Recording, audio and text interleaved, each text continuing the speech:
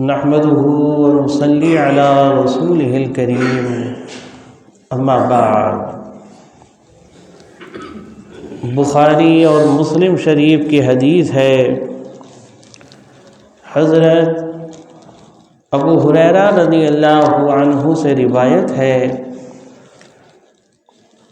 کہ حضور احمد مجتبیٰ حضرت محمد مصطفیٰ صلی اللہ علیہ وسلم نے نماز فجر میں ایک دن حضرت بلال سے پوچھا کہ بلال،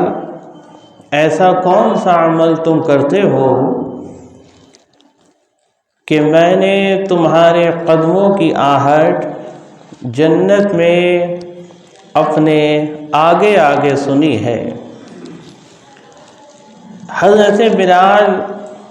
عرض کرنے لگے کہ اللہ کے رسول، ایسے کسی عمل کی مجھے امید نہیں ہے سوائے ایک عمل کے کہ چاہے رات ہو یا دن ہو، جب بھی میں پاک ہوتا ہوں، یعنی وضو کرتا ہوں یا غسل کا موقع ہے غسل کرتا ہوں یا تیمم کا موقع ہے تیمم کرتا ہوں، کیونکہ محدثین نے اس پاک ہونے کی تشریح میں یہ 3 اقوال بیان کیے ہیں کہ اگر وضو کا موقع ہے تو وضو کرتے ہیں، اگر غسل کا موقع ہے تو غسل کرتے ہیں، اگر تیمم کا موقع ہے تو وہ تیمم کرتے ہیں۔ بہرحال جب بھی پاکی حاصل کرتے ہیں تو وضو کرتے ہیں۔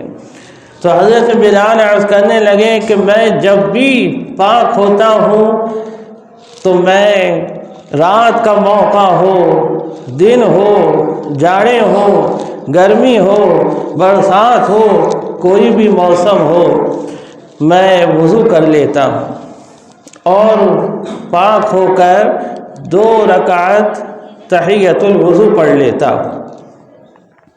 تو حضرت بلال نے جب یہ حضور کے سامنے عرض کی کہ میں جب بھی وضو کر لیتا ہوں، پاک ہو جاتا ہوں، تو میں 2 رکعت تحیۃ الوضو پڑھ لیتا ہوں۔ حضور صلی اللہ علیہ وسلم نے فرمایا کہ تمہارا یہی عمل اللہ تعالیٰ کے دربار میں مقبول ہے، اور اسی وجہ سے اللہ تعالیٰ نے تمہیں یہ مرتبہ اور مقام دیا ہے کہ تمہارے قدموں کی آہٹ ہم نے جنت میں اپنے آگے آگے سنی ہے۔ اب اس میں ایک سوال بھی پیدا ہوتا ہے کہ حضور سے آگے چلنا، حضور صلی اللہ علیہ وسلم کے پیچھے خادم چلا کرتے تھے، اور ایسا بھی آتا ہے آپ صلی اللہ علیہ وسلم کے اعمال صالحہ سے کہ آپ بسا اوقات صحابہ کے پیچھے بھی چلا کرتے تھے اور اپنے خادم کا بڑا خیال رکھا کرتے تھے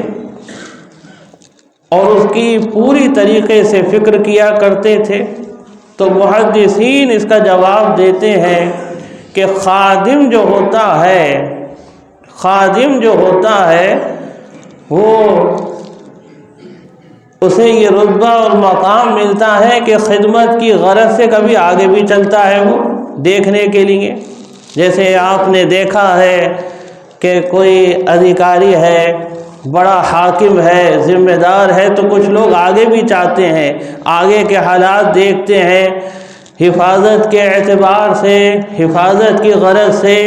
تو ایسے ہی بسا اوقات صحابہ بھی حضور صلی اللہ علیہ وسلم کی حفاظت کی غرض سے کچھ آگے رہتے تھے لشکر سے، کچھ آپ صلی اللہ علیہ وسلم جب چلا کرتے تھے تو کچھ آگے کے حالات دیکھا کرتے تھے، کچھ پیچھے، اکثریت پیچھے ہی رہا کرتی تھی، کچھ دائیں جانب رہتے تھے، کچھ بائیں جانب رہا کرتے تھے۔ تو سفر کے موقع پر بھی وہاں کے معاملات اور واقعات پیش آتے تھے، حالات پیش آتے تھے، تو خادم خاص ہونے کا اللہ نے یہ شرف عطا فرمایا کہ خادم خاص اپنے خادم کی جو نسبت ہے، اپنی خدمت کی جو اس کی غرض ہے، اس کو صحیح طریقے سے ادا کرنے کے لیے اپنے مخدوم سے آگے چلتا ہے۔ مخدوم یعنی اپنے آقا سے، اپنے مالک سے، اپنے بڑے معتبر محترم سے آگے چلتا ہے اور اس کی پوری فکر کرنے کی کوشش کرتا ہے، اس کا پورا خیال رکھنے کی کوشش کرتا ہے، اس لیے اسے کبھی آگے چلنا پڑتا ہے۔ تو حضرت بلال رضی اللہ عنہ کو خادم خاص ہونے کا اللہ تعالیٰ نے یہ رتبہ اور مقام عطا فرمایا کہ جنت میں حضور سے آگے ان کی قدموں کی آہٹ حضور کو سنائی دی، اور حضور صلی اللہ علیہ وسلم کو وہ آہٹ اس لیے سنوائی شب معراج، اور یہ آہٹ شب معراج محدثین بیان فرماتے ہیں، اور صاحب مظاہر حق نے بھی شب معراج کے ہی حوالے سے بیان فرمایا ہے۔ تو یہ حضور صلی اللہ علیہ وسلم ان سے فرمائیں گے، رسول کو اس لیے سنائی کہ وہ اپنے صحابہ سے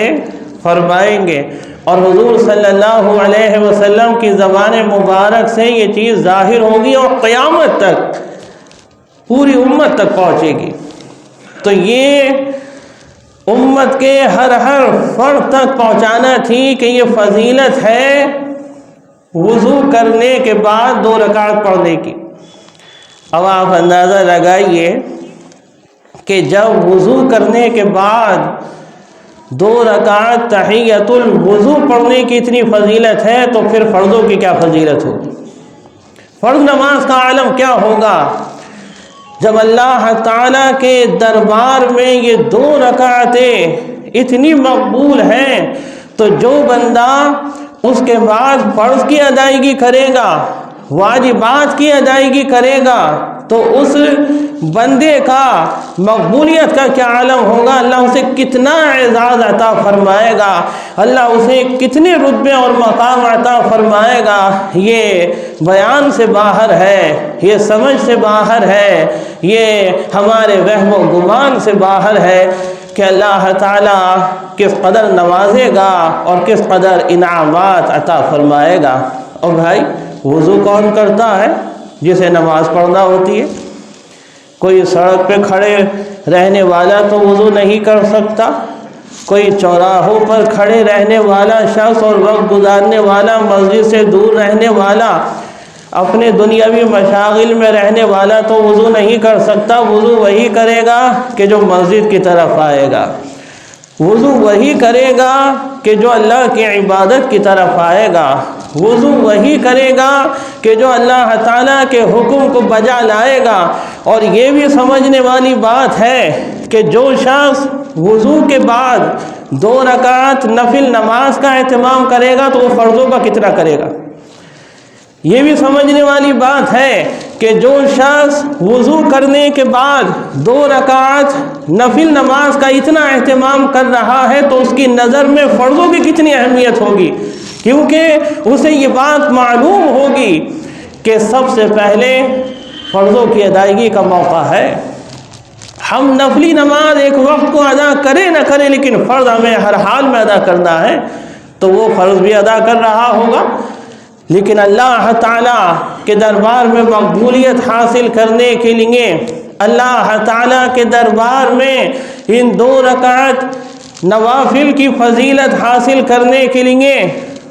وہ 2 رکعت تحیۃ الوضو بھی ادا کرے گا، وہ 2 رکعت نماز تحیۃ الوضو بھی ادا کرے گا۔ اور ایک بات میں نے عرض کی تھی گزشتہ جمعے میں کہ یہ ہماری ڈیوٹی ہے، جو فرض نمازیں ہیں، فرض نمازیں جو ہیں یہ ڈیوٹی ہے، اسے ہر حال میں ادا کرنا ہی ہے، اور اللہ جس کو چاہے اس سے بھی رتبے عطا فرما دے۔ لیکن اور مزید رتبے حاصل کرنے کے لیے ہمیں کچھ محنت کرنا پڑے گی۔ مثال دیتے ہیں بڑے بوڑھے، جتنا گڑ ڈالیں گے اتنا ہی میٹھا ہوگا، تو جتنی اللہ کے دربار میں عبادت ہو جائے گی اور محنت ہو جائے گی اتنا ہی پھل ملے گا۔ اتنا ہی جن نے فرض نمازیں ادا کری ہیں صرف زندگی میں، اسے فرضوں کا ملے گا، اور جس نے اپنی زندگی میں فرض بھی ادا کرے ہیں اور نفلی نمازیں بھی ادا کری ہیں، اسے فرضوں کے ساتھ ساتھ نفلی نمازوں کا بھی ملے گا۔ اور جس نے اپنی زندگی میں اس کے علاوہ تسبیحات، درود شریف، قرآن کی تلاوت، جتنا بھی موقع ملا ہے اللہ اللہ، جتنا بھی اسے موقع ملا ہے اس نے اپنے مولا کو یاد کرا ہے، اسے وہ بھی ملے گا۔ اللہ کے یہاں جو جتنا کرے گا، دربار میں محنت کرے گا، اللہ تعالیٰ اسے اتنا ہی صلہ عطا فرمائے گا۔ اور صلے کا عالم بھی یہ ہے، اتنا ہی نہیں ملے گا، کم سے کم ایک نیکی کا 10 گنا تو ملے گا ہی۔ جیسے ایک نماز پڑھی 10 نمازوں کا ثواب، 5 نمازیں پڑھی 50 نمازوں کا ثواب، اور رمضان میں 70 گنا زیادہ ہو جاتا ہے۔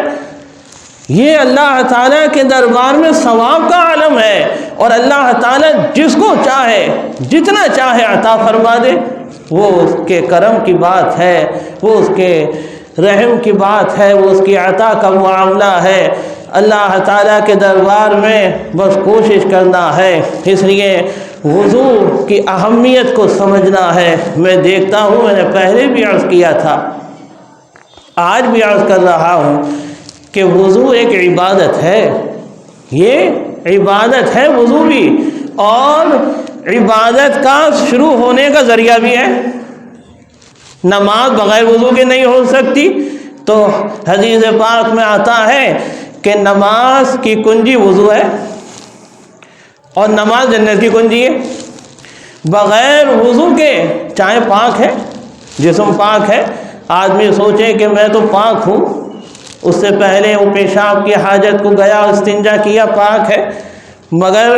جب تک وضو نہیں کرے گا، جب تک وضو نہیں کرے گا نماز شروع نہیں کر سکتا۔ وضو نماز کی کنجی ہے، اور نماز جنت کی کنجی ہے، تو وضو بھی عبادت ہے۔ بعض لوگ، اکثر لوگ میں دیکھتا ہوں، وضو خانے میں باتوں کی آوازیں آتی ہوتی ہیں، باتیں کرتے ہیں، معلوم یہ ہوتا ہے کہ یہاں وضو نہیں ہو رہا ہے، شاید کوئی محفل جمی ہوئی ہے یا کوئی پنچایت ہو رہی ہے۔ یہ بڑے افسوس کی بات ہے۔ دیکھیے، مسجد کا احترام کریے، وضو کا احترام کریے، نمازوں کا احترام کریے۔ آپ احترام نہیں کریں گے، کچھ نہیں ملے گا، صرف چہرہ دھونا ہی ہے، صرف ہاتھ دھونا، چہرہ دھونا، پیر دھونا، جو ملنا تھا ثواب ختم ہو گیا۔ یہ تو گھر پہ بھی دھو لے گا آدمی بیٹھ کر، یا یہاں مسجد میں بھی ایسے دھو لے گا، باتیں کر کر کے سارا ثواب ختم کر دیا۔ اب جو رہ گیا وہ صرف چہرہ دھونا رہ گیا، ہاتھوں کا دھونا رہ گیا، پیروں کا دھونا، اور سر کا مسح۔ ارکان تو ادا ہو گئے، ان کی جان ختم ہو گئی، روح ختم ہو گئی، صرف چہرہ دھونے کا معاملہ رہ گیا۔ لیکن اللہ نے فرمایا پیارے رسول کی زبانی کہ آپ صلی اللہ علیہ وسلم فرماتے ہیں کہ وضو کے ہر قطرے سے اللہ تعالیٰ گناہوں کو مٹا دیتا ہے صغیرہ۔